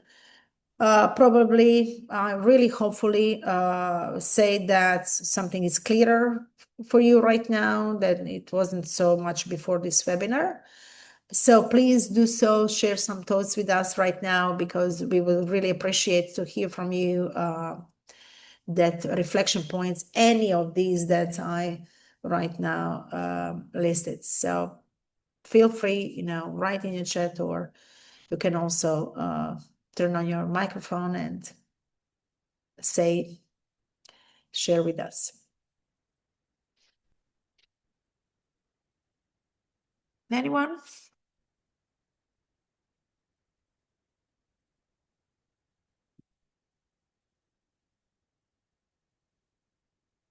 Yeah, Adriana says new innovative teaching techniques, job shadowing. After webinar, first I need to create my ideas concise, good one, and structured as I have a lot in my mind. I am quite sure, Adriana, that you have. I'm so proud of you, Adriana, because you came to this conclusion, because really it is, you know, the wise saying, less is more. Yeah. It is. Yeah. It's like, I don't know, which subject do you teach? English. Oh, okay, well done. Yes. So how do you teach past simple? Sometimes.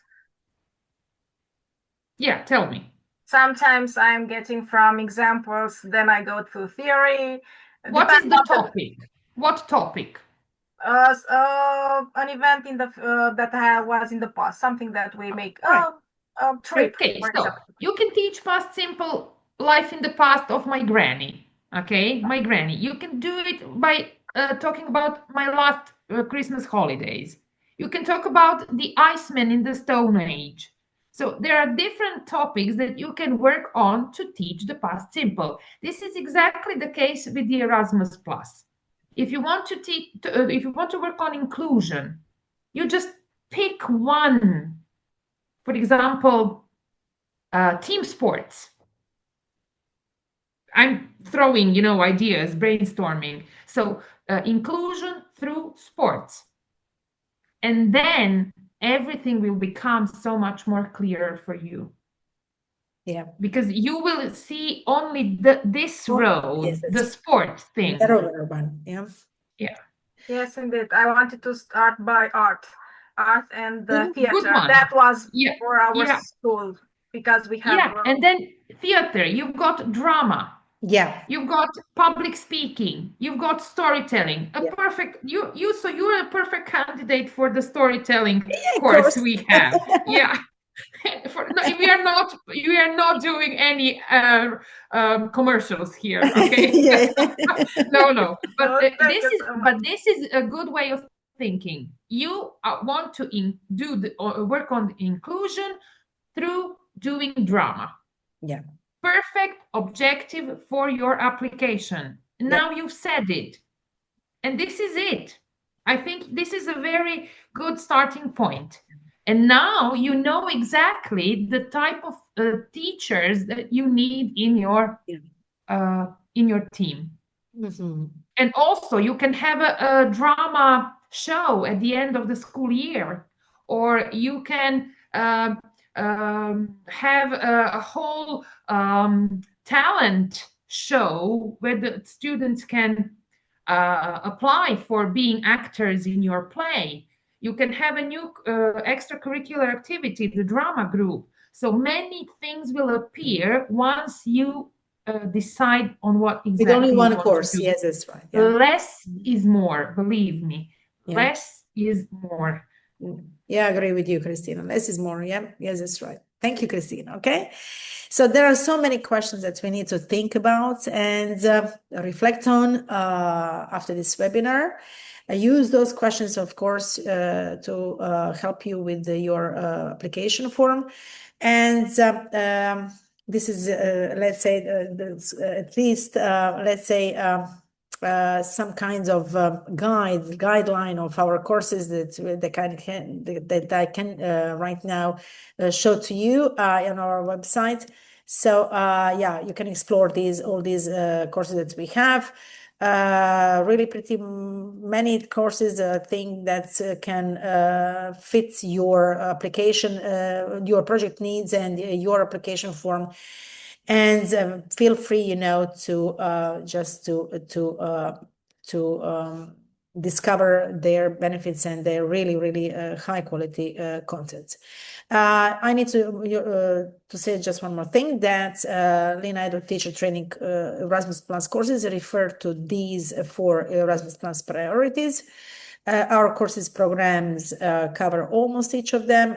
This year, it's our plan to design a teacher training course of dealing with environment and climate issues. We can also organize for you job shadowing eco school activities in Split. My friend works there as a teacher, and they're doing really nice practice about eco activities. So yeah, I invite you to browse our website and discover what you need there. What's next with us here?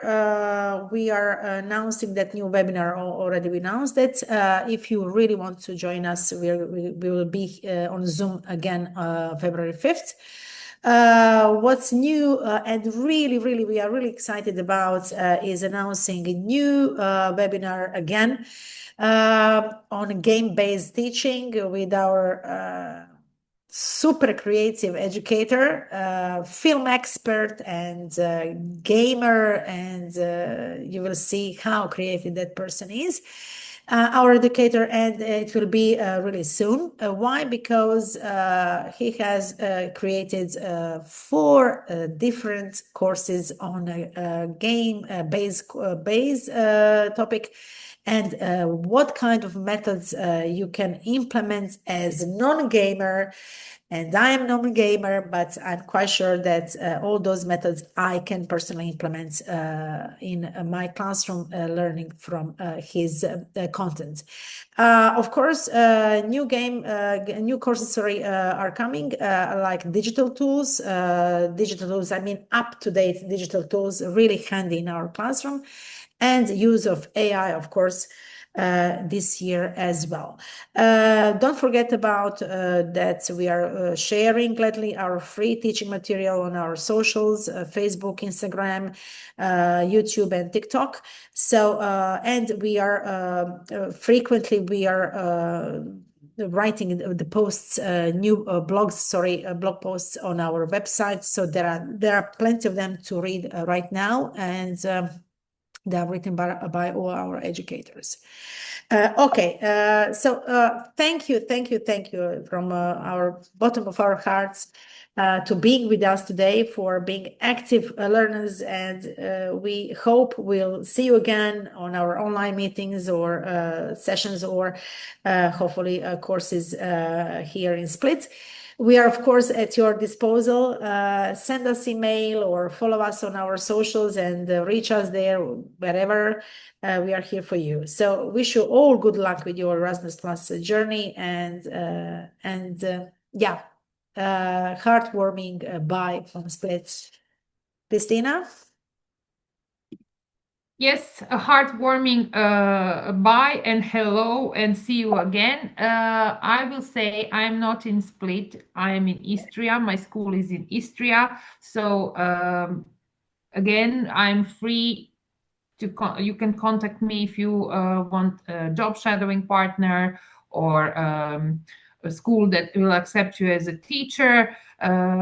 You again contact Lina Edu, and then through Lina and through Ivana we can connect and talk more, and hope to see you on February the 5th. Yes. Okay. Thank you so much. I'm going now to stop sharing this this presentation. Thank you so much, and hope you see you again really soon. Okay, thank you. Bye-bye.